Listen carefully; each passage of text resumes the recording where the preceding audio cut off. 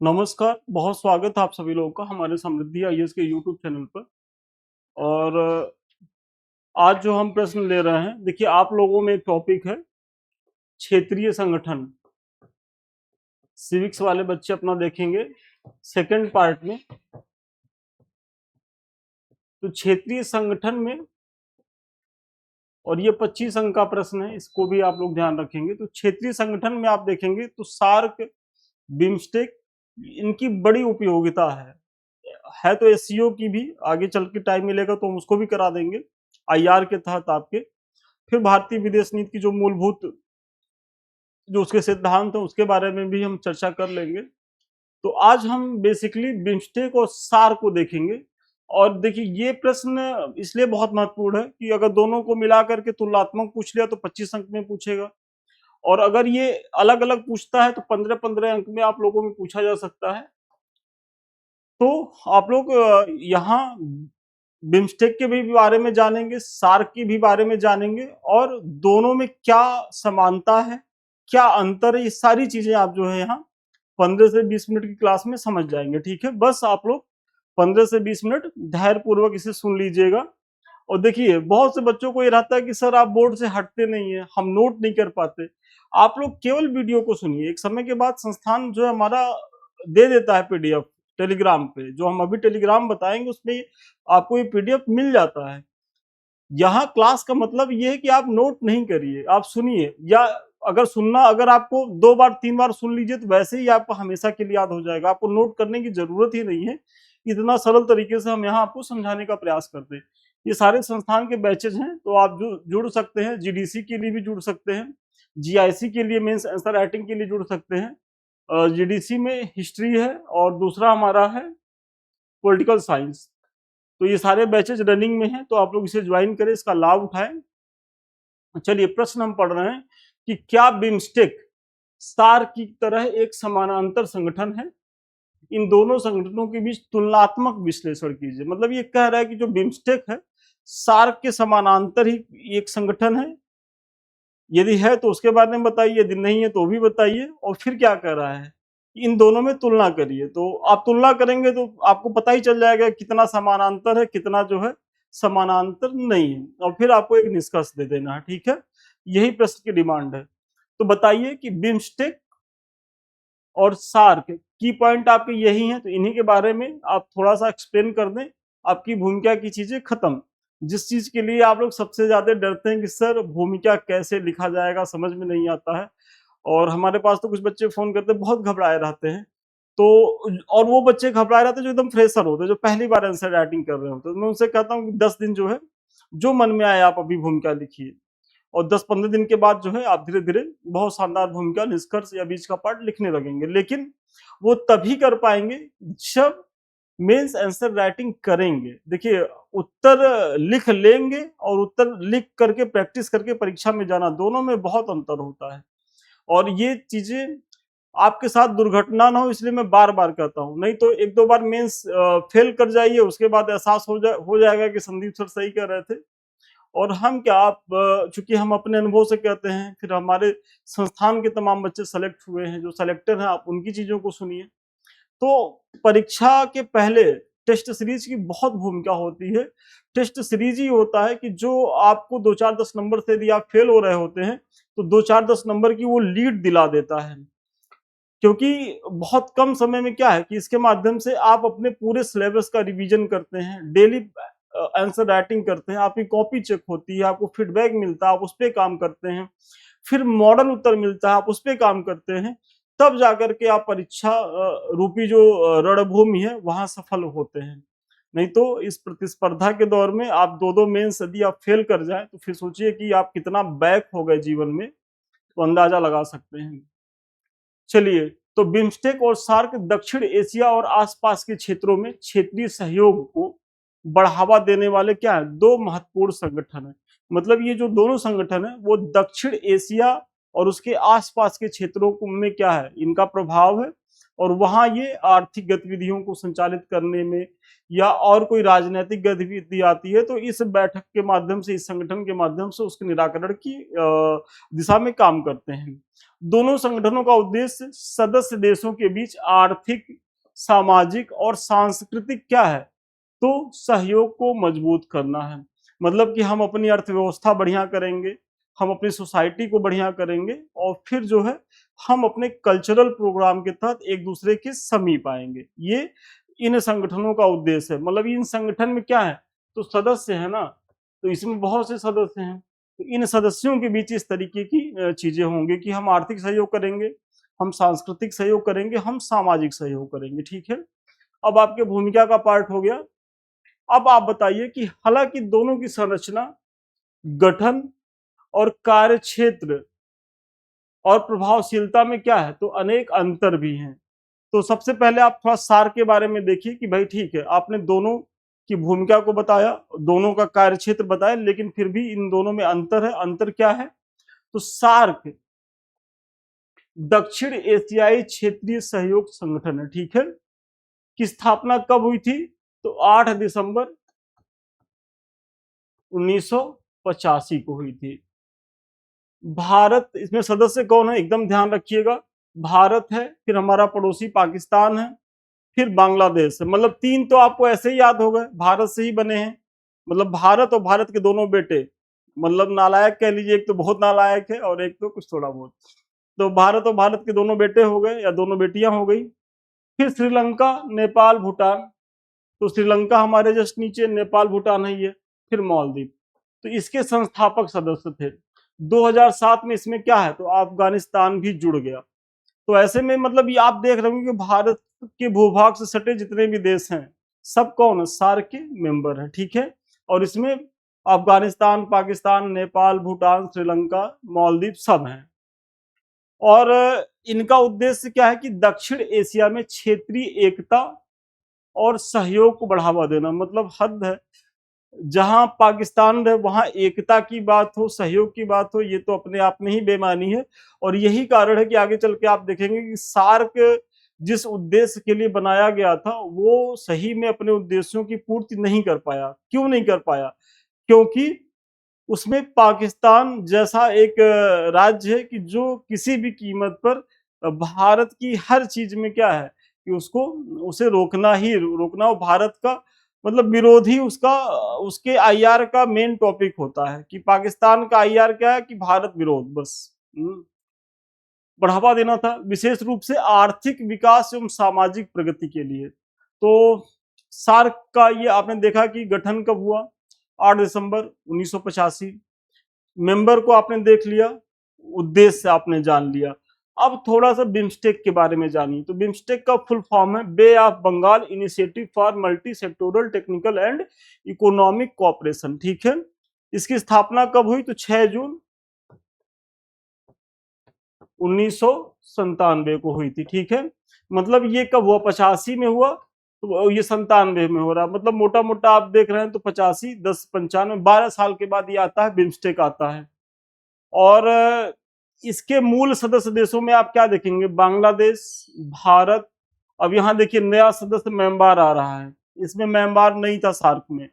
यहाँ थाईलैंड, श्रीलंका तो पहले भी था, यहाँ भी है, थाईलैंड यहाँ आ रहा है। फिर भूटान, नेपाल तो थे ही। और इसमें आप देखेंगे कि पाकिस्तान गायब है और इसमें अफगानिस्तान भी नहीं है। तो पाकिस्तान, अफगानिस्तान इसमें नहीं, क्योंकि ये जो बंगाल की खाड़ी है उसके आसपास के देशों को मिला करके बनाया गया इस तरीके से। और बेसिकली इसको लाने के पीछे का जो भारत की मंशा थी या जो भारत के कूटनीति के लोग थे कि भाई पाकिस्तान से छुटकारा पाया जाए, क्योंकि सार्क को पूरी तरीके से क्या है, पाकिस्तान असफल कर चुका था कि कोई भी निर्णय यहाँ नहीं हो पाता था। तो ऐसे में भारत को लगा कि छोड़ो, सार्क को किनारे करो, अब हम क्या है कि जो है बिम्स्टेक पे थोड़ा सा ध्यान केंद्रित करते हैं।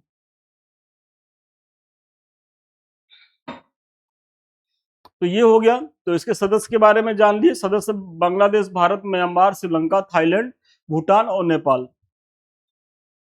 इसका गठन बंगाल की खाड़ी, देखिए मैंने अभी पीछे बताया ना कि इसका गठन क्या, तो बंगाल की खाड़ी के आसपास के देशों के बीच बहुक्षेत्रीय क्या है तो सहयोग को बढ़ावा देने के लिए किया गया था, जिसमें व्यापार होगा, ऊर्जा, परिवहन और पर्यावरण जैसे क्षेत्र शामिल थे। मतलब बिम्स्टेक का जो उद्देश्य था वो बंगाल की खाड़ी के आसपास के देशों को मिला करके एक संगठन बनाया गया, जिसमें हम व्यापार, वाणिज्य को लेकर के, ऊर्जा सुरक्षा की दृष्टि में, पर्यावरण को लेकर के काम करने वाले हैं। ठीक है, और इस पे कुछ कुछ काम हुए भी हैं। यहाँ एक महत्वपूर्ण अंतर यह है कि सार्क पूरी तरीके से दक्षिण एशियाई देशों पर केंद्रित था। मतलब सार्क में क्या है कि पूरी तरीके से इसमें कौन से देश केंद्रित थे, केवल केवल दक्षिण एशियाई देश थे। जबकि बिम्स्टेक में आप देखेंगे कि दक्षिण एशिया और दक्षिण पूर्व एशिया को जोड़ने वाला एक सेतु है, जिसमें म्यांमार और थाईलैंड। तो म्यांमार और थाईलैंड जैसे देशों के जुड़ने की वजह से क्या है कि ये दक्षिण एशिया और दक्षिण पूर्व एशिया के बीच एक सेतु का काम कर रहा है, कौन, बिम्स्टेक। तो ऐसे में आप देखेंगे कि बिम्स्टेक का दायरा क्या है तो सार्क से ज्यादा है, क्योंकि सार्क का दायरा दक्षिण एशिया तक ही था, इसका दायरा क्या है कि दक्षिण एशिया और दक्षिण पूर्व एशिया तक है, क्योंकि म्यांमार और थाईलैंड भी क्या है इससे जुड़े हुए हैं। ठीक है, फिर सदस्य संरचना में तो आप अंतर देखेंगे ही, अफगानिस्तान नहीं इसमें है, पाकिस्तान को हटा ही दिया गया है, तो ये अंतर आप पाएंगे सदस्य संरचना में। फिर सार्क में क्या है कि भारत और पाकिस्तान के बीच तनावपूर्ण संबंधों ने संगठन की प्रगति को प्रभावित किया है, जबकि बिम्स्टेक में पाकिस्तान की अनुपस्थिति से भारत के लिए क्या करती है तो अनुकूल बनाती है, क्योंकि भाई बिम्स्टेक में पाकिस्तान नहीं है, और जब पाकिस्तान नहीं है तो ऐसे में भारत चूंकि शांतिपूर्ण देश है और इसमें कुछ इसी टाइप के लोग हैं, मतलब भारत के टेम्परामेंट से मेल खाने वाले लोग हैं। तो और देखिए किसी भी संगठन का दीर्घजीवी होना उस पर डिपेंड करता है कि उस पर सदस्य देश कौन कौन से हैं। अगर उसमें उद्दंड देश कोई आ जाएगा तो फिर वो संगठन को एकदम निस्तनाबूद कर देगा। जैसे सार्क इतना महत्वाकांक्षी प्रोजेक्ट था, और जब हम लोग तैयारी शुरू किए थे तो ऐसे में सार्क को लगता था कि सार्क क्या कर जाएगा, और सार्क को एकदम खत्म करने में पाकिस्तान का बहुत बड़ा योगदान रहा है। और अब तो ये स्थिति है कि इसकी नियमित बैठक तक नहीं होती सार्क की, जो कि एक समय था कि ये माना जा रहा था कि इससे सारे देश जो दक्षिण एशिया के हैं बहुत ज्यादा लाभान्वित हो जाएंगे। सार्क की संरचना में शिखर सम्मेलन जो प्रत्येक 2 वर्ष में होना चाहिए, लेकिन अक्सर स्थगित हो जाता है। फिर मंत्री स्तरीय बैठकें और तकनीकी समितियां शामिल है। तो सार्क का जो संगठन उसमें क्या है कि सबसे पहला है कि भाई 2 वर्ष में क्या है कि हम एक शिखर सम्मेलन आयोजित करेंगे। हालांकि ये अक्सर जो है तिथि घोषित होती है, समय निर्धारित होता है, स्थान निर्धारित होता है, फिर तनावपूर्ण संबंधों के कारण ये पोस्टपोन्ड हो जाता है। तो ये नियमित बैठक नहीं होती, और इसमें फिर मंत्री स्तरीय बैठकों की बात है, तकनीकी समितियां भी शामिल है, लेकिन फिर भी ये सारे जो संगठन इसके हैं, संरचना है, वो इसलिए नहीं सफलीभूत हो पा रही है क्योंकि जब जो नेतृत्व है भाई, देशों का जो नेतृत्व है वो एक दूसरे पे जब इतना संदेह रख रहा है या एक दूसरे के लिए इस तरीके का दुराग्रह रख रहा है, तो फिर संगठन क्या ही काम कर पाएगा। वही चीजें इसके साथ भी, सार्क के साथ भी है। इसका सचिवालय कहाँ है तो सार्क का, तो काठमांडू नेपाल में है। ये भी जान लीजिए, काठमांडू नेपाल की राजधानी है, और यही क्या है तो सार्क का सचिवालय है। जबकि बिम्स्टेक का जो सचिवालय है वो कहाँ है, वो ढाका, बांग्लादेश के ढाका में है। ठीक है, जबकि बिम्स्टेक का सचिवालय ढाका बांग्लादेश में है। इसकी भी संरचना में शिखर सम्मेलन, मंत्री स्तरीय बैठकें और कार्य समूह शामिल है। मतलब जैसे उसका शिखर सम्मेलन था कि भाई शीर्ष नेतृत्व मिलेगा, फिर मंत्री लोगों की डायलॉग होगा, जैसे वित्त मंत्री होते हैं, डिफेंस मिनिस्टर होते हैं, व्यापार वाणिज्य के मंत्री होंगे, वो लोग मिलेंगे। तो ऐसे संरचना यहाँ भी है। और फिर एक एक्शन कमेटी भी है। बिम्स्टेक के शिखर सम्मेलन भी नियमित नहीं रहे, लेकिन यह संगठन सार्क की तुलना में क्या है तो अधिक सक्रिय है। मतलब ऐसा नहीं है कि बिम्स्टेक बन गया तो ये बहुत ज्यादा एक्टिव है, लेकिन अगर तुलना किया जाए सार्क से तो सार्क से बेहतर परफॉर्मेंस तो बिम्स्टेक की दिख ही रही है।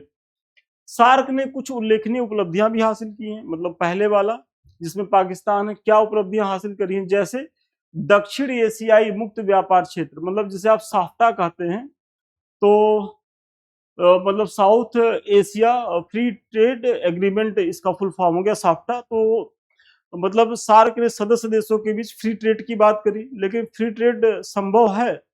हमने संगठन सभी लोग मिल बैठ करके दस्तखत तो कर लिए, एक एमओयू साइन हो गई, लेकिन उससे क्या होगा? वो कागज का पुलिंदा बन के रह गया है। आज ये स्थिति है कि भारत जो है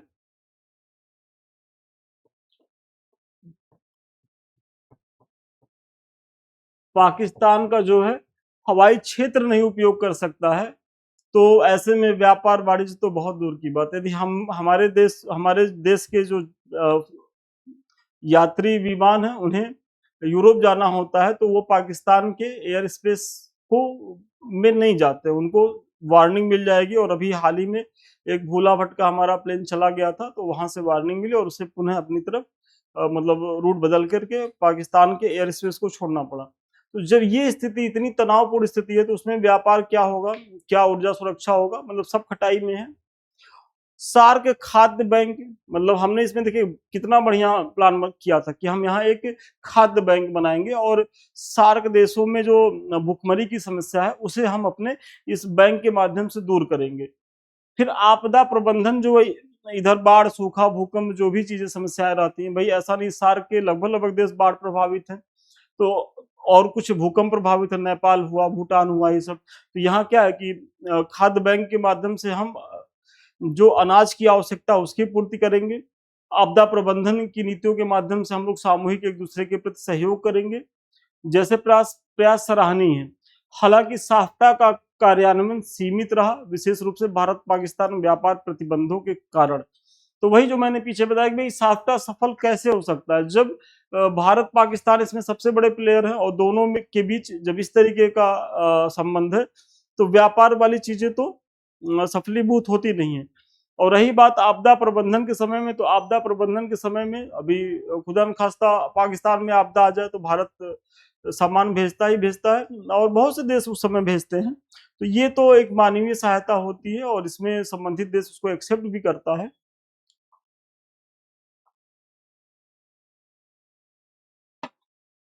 तो ये चीजें हैं। मतलब सार्क की उपलब्धियों में क्या है, साफ्टा की चर्चा करेंगे आप, फिर खाद्य बैंक की चर्चा करेंगे, आपदा प्रबंधन की चर्चा करेंगे। खाद्य बैंक और आपदा प्रबंधन वाली चीजें तो कुछ हद तक ठीक है, लेकिन जो साफ्टा वाली चीजें हैं वो बहुत सफलीभूत नहीं है, कारण भारत पाकिस्तान के तनावपूर्ण संबंध है। ठीक है, चलिए अगला देखते हैं। फिर जहां तक बिम्स्टेक की उपलब्धियों का प्रश्न है, तो यह अभी प्रारंभिक चरण में है।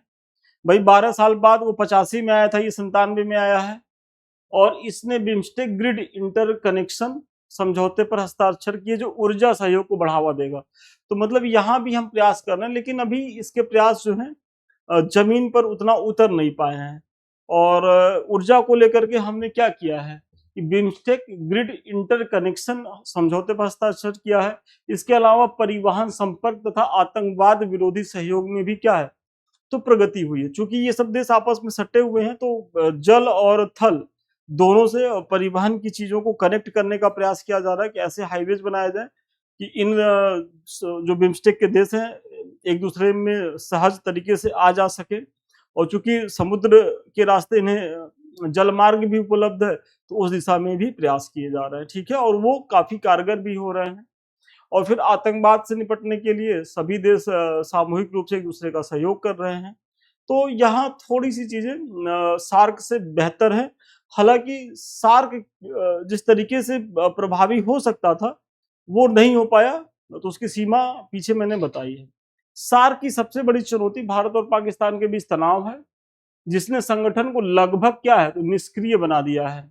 इसके अलावा धन की कमी एवं सदस्य देशों के बीच असमान आर्थिक विकास भी बाधाएं हैं। तो सार्क के साथ चुनौतियां कई हैं। एक तो भारत पाकिस्तान संबंध, फिर आप देखेंगे क्या है कि इसमें वित्त की कमी है। भाई कोई भी विकास योजना या कुछ भी बनाएंगे तो वहां धन की जरूरत है, और इसमें अगर देखा जाए तो सबसे मजबूत स्थिति में भारत है, लेकिन भारत भी इतना मजबूत नहीं है कि इन सारे सदस्यों की आर्थिक आवश्यकताओं की पूर्ति कर सके। तो ऐसे में इस संगठन में धन की कमी है। और फिर इस संगठन में आप देखेंगे कि एक जगह कहाँ भारत जैसा ठीक-ठाक अमीर देश है, विश्व स्तर पे हमारी रैंक इस समय वर्तमान में 6 है। कुछ महीने पहले तक हम 4th पे थे, थोड़ा-सा डाउन हुई ये चीज़ें, हमारी अर्थव्यवस्था गिरी है, लेकिन फिर भी हम छठे नंबर की अर्थव्यवस्था रखते हैं। लेकिन अब यहाँ भूटान भी है, यहाँ नेपाल भी है, यहाँ मालदीव भी है, ये सब काफ़ी गरीब देश हैं। तो ऐसे में आर्थिक असमानता देख रहे हैं, श्रीलंका में तो देख ही रहे हैं कि सारे प्रोजेक्ट अगर भारत या चाइना ना रहे तो फिर वो उसका तो दिवालिया निकल जाए। तो फिर इन सदस्यों से उस तरीके का अपेक्षित लाभ नहीं मिल पाता। क्यों? वही कि भारत-पाकिस्तान संबंध, फिर धन की कमी, फिर इन देशों में भी आर्थिक असमानता है, कोई धनी है तो कोई बहुत गरीब है। देखिए यदि कोई धनी है और कोई थोड़ा कम धनी है तब तो चीज़ें चल जाएँगी, कि जो धनी वाला व्यक्ति है उसको भी धनी बना देगा। लेकिन अगर एक व्यक्ति धनी है और 5 गरीब हैं, तो फिर वो 5 मिल कर के एक व्यक्ति को गरीब बना देंगे। तो इसीलिए इस तरीके की चीज़ें यहाँ विकासात्मक चीज़ें नहीं हो पाती हैं। और अगर बिम्स्टेक को देखा जाए तो सदस्य देशों के बीच आर्थिक असमानता, धन की कमी और परियोजनाओं का धीमा कार्यान्वयन जैसी समस्याओं से जूझना पड़ रहा है। किसको? बिम्स्टेक को भी। सार्क के समक्ष ये चुनौती है तो बिम्स्टेक के समक्ष भी क्या चुनौती है? यहाँ भी आर्थिक असमानता। भाई म्यांमार और थाईलैंड कौन से बहुत संपन्न देश हैं? वही तो 2 अतिरिक्त आए हैं। तो उनकी भी स्थिति बहुत अच्छी नहीं है, बहुत विकसित नहीं है। अब ये तो है कि भूटान नेपाल से बेहतर है, लेकिन इतने भी बेहतर नहीं है कि वो भारत के साथ सहयोग कर सके आर्थिक रूप से, बल्कि वो लाभ ही लेंगे भारत से। फिर धन की कमी रहेगी और परियोजनाओं का धीमा क्रियान्वयन। तो परियोजनाओं का धीमा क्रियान्वयन क्यों नहीं? भाई जब पैसा ही नहीं रहेगा तो कौन सी परियोजना आप चला लेंगे? क्योंकि कोई भी परियोजना, कोई भी नीति के क्रियान्वयन में धन की बहुत ज़्यादा केंद्रीय भूमिका होती है, ठीक है? तो दोनों के समक्ष चुनौतियाँ हैं। सार्क का प्रभाव पिछले कुछ वर्षों में क्या हुआ है? कम हुआ है। मैंने पीछे ही चर्चा किया। क्यों कम हुआ है? क्योंकि पाकिस्तान उसमें कुछ करने नहीं दे रहा था, इसीलिए भारत उसके प्रति अनिच्छुक हुआ। अनिच्छुक होकर के क्या हुआ? बिम्स्टेक की तरफ उसने कदम बढ़ाया। भारत ने इसे कम प्राथमिकता दी, किसे? सार्क को। विशेष रूप से 2016 के बाद और बिम्स्टेक पर ध्यान केंद्रित किया। 2016 के बाद स्थितियां और ज्यादा बदली, तो ऐसे में भारत और कड़ा रुख अपनाया और सार्क से पूरी तरीके से दूरी बनाता दिखा और बिम्स्टेक की तरफ ज्यादा इसका झुकाव होने लगा भारत का। बिम्स्टेक को भारत अपनी एक्ट ईस्ट पॉलिसी, जो हमारी एक्ट ईस्ट पॉलिसी है, और इस पे भी हम जो है जल्दी ही प्रश्न लेकर के आएंगे, क्योंकि हमारी जो विदेश नीति है उसके ये बहुत महत्वपूर्ण पॉलिसी है। जैसे नेबरहुड फर्स्ट की बात होती है या एक्ट ईस्ट पॉलिसी की बात होती है, ये सब बहुत ही हमारे, या गुजराल डॉक्ट्रिन हो गया, तो आप लोग भी देख लीजिएगा और इस पे हम प्रयास करेंगे वीडियो बनाने के लिए। तो क्या है कि जो बिम्स्टेक है, तो बिम्स्टेक को भारत अपने एक्ट ईस्ट पॉलिसी और नेबरहुड फर्स्ट नीति के हिस्से के रूप में देखता है। तो चूंकि ये हमारे महत्वाकांक्षी प्रोजेक्ट हैं, तो ऐसे में बिम्स्टेक की इंपॉर्टेंस अपने आप क्या है, तो वो बढ़ जा रही है। इस प्रकार उपयुक्त विवरण से स्पष्ट है कि सार्क को बिम्स्टेक का समानांतर संगठन कहना उचित नहीं है। बिम्स्टेक सार्क का पूर्ण विकल्प भी नहीं है। देखिए समानांतर भी नहीं है, और बिम्स्टेक जो है कभी भी सार्क का पूर्ण विकल्प नहीं है, बल्कि पूरक संगठन है। सही मायने में अगर सार्क सही होता तो हमें बिम्स्टेक की जरूरत ही नहीं थी। हम तो मजबूरी में, भाई जब हमको जो बेहतर ऑप्शन था वो परफॉर्मेंस ही नहीं कर रहा है, तो मजबूरी है कि कम बेहतर को ही क्यों ना बेहतर बनाया जाए, तब हम बिम्स्टेक की तरफ आए हैं। नहीं तो हमारी पहली प्राथमिकता क्या थी? पहली प्राथमिकता हमारी थी सार्क, ठीक है, जो अलग भौगोलिक और रणनीतिक उद्देश्यों को पूरा करता है। जहां सार्क दक्षिण एशिया में एकता पर केंद्रित है, वहीं बिम्स्टेक क्या है? बंगाल की खाड़ी क्षेत्र में सहयोग पर बल देता है। तो ये दोनों में मूलभूत अंतर है। भविष्य में यदि सार्क अपने आंतरिक विवादों को सुलझा सके और बिम्स्टेक अपनी परियोजनाओं को तेजी से लागू कर सके, तो दोनों एक दूसरे के पूरक के रूप में क्षेत्रीय विकास में योगदान दे सकते हैं। तो आपको अपना निष्कर्ष बहुत संतुलित रखना चाहिए। हो सकता है कि भविष्य में भारत पाकिस्तान के संबंध बेहतर हो जाए। जब जर्मनी में, पूर्वी जर्मनी और पश्चिमी जर्मनी के बीच में एक दीवार होती थी, जब वो दीवार टूट सकती है तो ऐसा कुछ नहीं है, हमारे अपने ही लोग हैं, वहाँ के कुछ नेतागढ़ है या जो सेना है वो नहीं चाहती कि भारत से सौहार्दपूर्ण संबंध पाकिस्तान के रहे, लेकिन जनता है, जब जनता को लग गया कि ये सब बकवास है, और जिस दिन जनता आ गई सड़क पे तो चीजें बहुत कुछ फेवर में होंगी, क्योंकि है तो हमारे ही लोग, और हम लोग की संस्कृति से सारी चीजें मिलती जुलती भी हैं। तो अगर भारत पाकिस्तान के संबंध फ्यूचर में अच्छे हो जाते हैं तो समझ लीजिए कि सार्क पुनः जो है बहुत ही महत्वपूर्ण संगठन के रूप में निकल करके आएगा। और इसी तरीके से अगर बिम्स्टेक जो है उसमें जो परियोजनाओं की लेट लतीफी और थोड़ा सा वित्त का वहां फ्लो हो जाए तो ये भी अपना बेस्ट परफॉर्मेंस देगा। और यदि दोनों संगठन मिलकर के काम करें तो सोचिए कि ये दक्षिण एशिया और दक्षिण पूर्व एशिया में मतलब सारे देश, इसके जो सदस्य देश हैं, लाभान्वित होंगे और एक अपनी जो है अमिट मतलब एक प्रभाव बनाएंगे इस क्षेत्र में। तो यही इस प्रश्न का कंक्लूजन था। और यहाँ देखिए थोड़ा सा प्रश्न लंबा हुआ, आप कहेंगे सर 25 अंक का है थोड़ा सा लंबा, तो देखिए यहाँ आपको 250 शब्दों में लिखना भी था, और लंबा करके इसलिए मैंने बताया कि यहाँ सार्क या बिम्स्टेक से इंडिविजुअल प्रश्न भी बन सकते हैं, तो इसीलिए अगर आपसे अलग अलग प्रश्न भी पूछे तब भी आपको कोई दिक्कत ना हो, ये हमारा प्रयास है। ठीक है, चलिए आज के प्रश्न का उत्तर यहीं तक था। और ये हमारा जो है टेलीग्राम चैनल, सबसे पहले तो समृद्धि आईएएस का ऐप है, तो जो हम पढ़ा रहे हैं आपको ऐप पे भी हमारे मिल जाएगा, सारा पीडीएफ वहां भी पड़ा हुआ है, और यहाँ भी @, हमारा जो है टेलीग्राम है, तो यहाँ भी इसको डलवाया जाता है टाइम टू टाइम। तो ऐसे में ये सब इसको इंस्टॉल करें, इसको भी आप जो है ज्वाइन करें टेलीग्राम को हमारे। और ये समृद्धि है, इसका यूट्यूब चैनल है जिससे अभी हम आप रूबरू हैं, और एक चैनल है संदीप मिश्रा ऑफिशियल। तो ये सारे चैनल आपकी तैयारी के लिए बेहद फ्रूटफुल है। अभी तक आप लोगों ने इन्हें ज्वाइन नहीं किया तो ज्वाइन करें। और सबसे अंत में आप हमसे बात करना चाहते हैं या हमारे किसी बैच से जुड़ना चाहते हैं तो 7303075007 पे संपर्क कर सकते हैं। तो ठीक है, आज के लिए इतना ही। पुनः मिलते हैं नए वीडियो में नए क्लास के साथ, तब तक के लिए धन्यवाद। बहुत शुभकामनाएं आपको।